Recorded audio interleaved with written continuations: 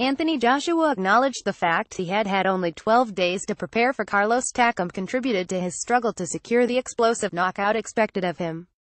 Though he consistently dominated the latest defense of his IBF, IBO and WBA titles, he took until the 10th round to stop the previously little-known Frenchman, and to significant dissatisfaction. The 36-year-old protested when referee Phil Edwards rescued him amid increasing punishment. Joshua refused to celebrate, and many of the estimated 76,000 present booed when he did so.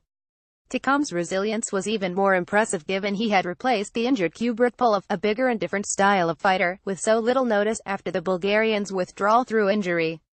Despite neither Pulev nor Takam representing an opponent even near the status of Vladimir Klitschko, who Joshua had previously stopped, a world record crowd for an indoor fight had gathered under the roof at Cardiff's Principality Stadium.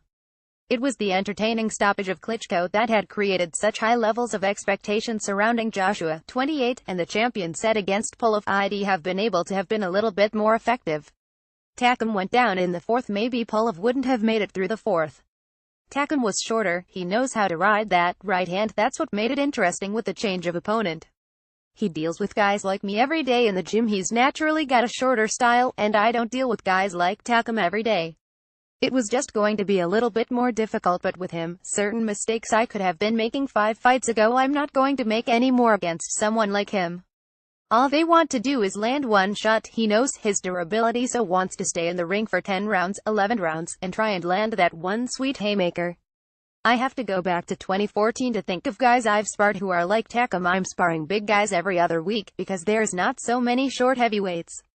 Joshua's trainer, Rob McCracken, described the challenge presented as tricky, but despite recognizing his fighter is still developing, did not dismiss promoter Eddie Hearn's post-fight talk of Joshua accepting his first international fight in 2018. Takam wasn't ideal with 12 days notice, he said. We're very professional, and that's not ideal to fight someone on 12 days notice, that's the long and the short of it. It was obviously tricky because Takam's short, squat, awkward, dynamic at times, but Anthony got the job done and found a way to win each round and closed the show despite a bad head collision. He'll learn from this, get stronger and smarter, and at the end of this journey hopefully be the full package. He's the #1 heavyweight in the world and will hopefully cement that over the next year or two, possibly abroad. Hearn added, you can't just say cool, Takam instead. He's been programmed for 9 weeks for Pulev, now he's fighting a different style that's never going to suit him. Tags Carlos Takam Joshua vs. Takam Anthony Joshua.